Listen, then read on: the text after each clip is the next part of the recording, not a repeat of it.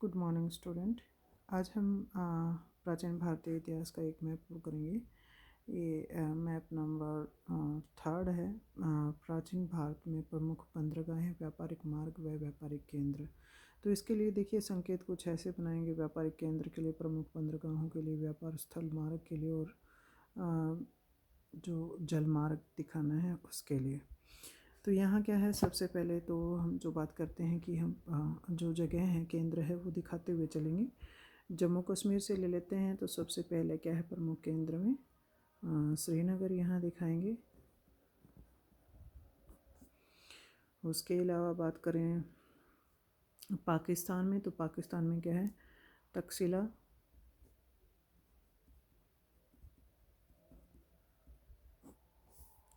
तक्षशिला हमने दिखाया। पेशावर हम दिखाएंगे।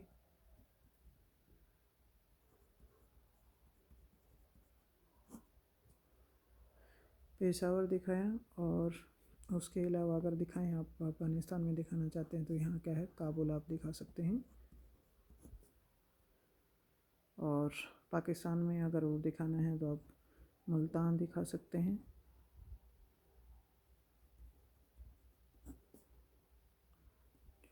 और इसके अलावा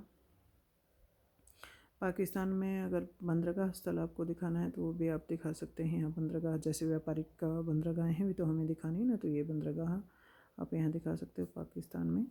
ये कौन सी है, बारिका। तो कुछ ऐसी ही जगह हमने पाकिस्तान में दिखाई हैं। देखिए पेशावर, तक्षशिला, मुल्तान, श्रीनगर दिखाया हमने, और पेशावर और काबुल दिखाया है। अब आ जाते हैं हम भारत का जो एरिया पड़ता है वहाँ हम जम्मू कश्मीर में हमने दिखाया। तो यहाँ क्या है, आप यूपी में क्या दिखा सकते हो, हस्तिनापुर। हस्तिनापुर प्रमुख स्थल है।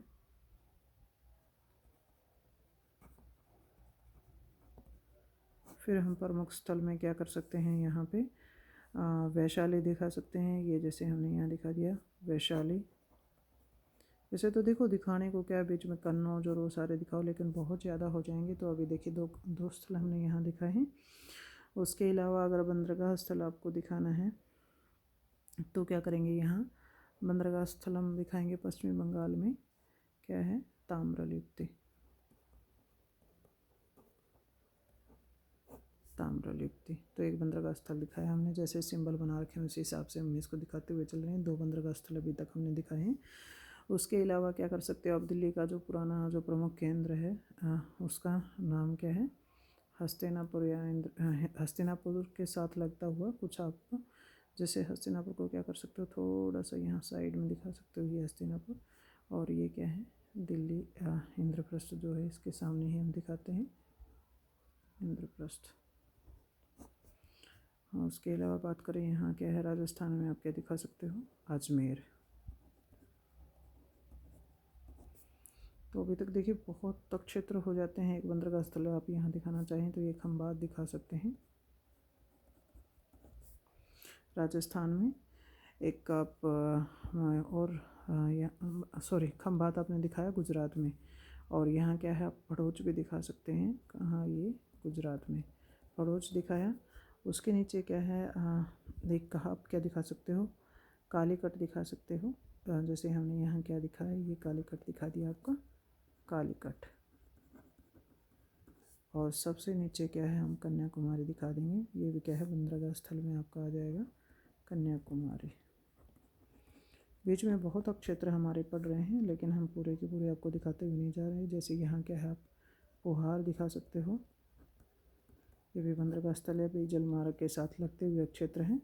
और यहाँ क्या है, आप जो आंध्र प्रदेश तेलंगाना का जो क्षेत्र पड़ता है वहाँ आप एक प्रमुख केंद्र दिखा सकते हो, सवर्णगिरी।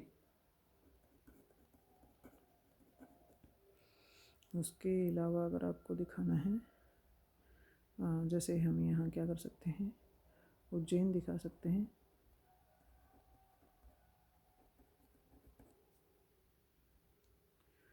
और उज्जैन के अलावा अगर कुछ और आप दिखाना चाहो तो क्या कर सकते हो आप, बनारस दिखा सकते हो यहाँ पे।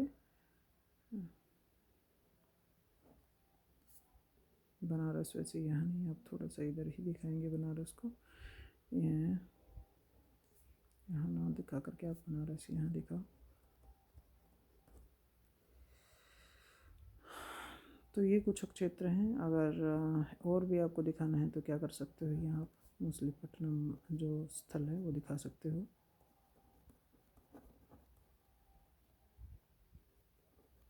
मछलीपट्टनम तो कुछ इतने क्षेत्र आपको ये मेरी तरफ से दिखाए गए हैं। इसमें क्या है, कुछ आप कम कर सकते हैं जो आपको दिखाने हैं वो इनमें से।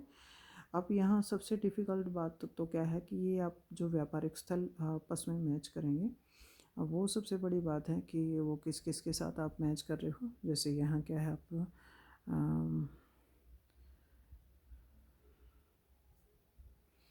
जैसे आपने बनारस दिखाया है, चलो देखते हैं एक बार मैच करके, कोई अगर दिक्कत आएगी तो। यहाँ देखिए सबसे पहले क्या है, हम व्यापारिक स्थल मार्ग को साथ में मैच करते हुए चल रहे हैं। तो ये क्या है, इसके साथ यहाँ मैच किया हमने, यहाँ इसके साथ। फिर ये क्या है, श्रवणगिरी के साथ दोनों के दोनों। और ऊपर क्या है, आप इसको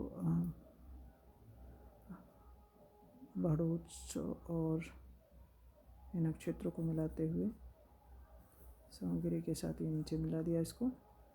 ऊपर क्या है, बनारस के साथ आप इसको मिलाओगे।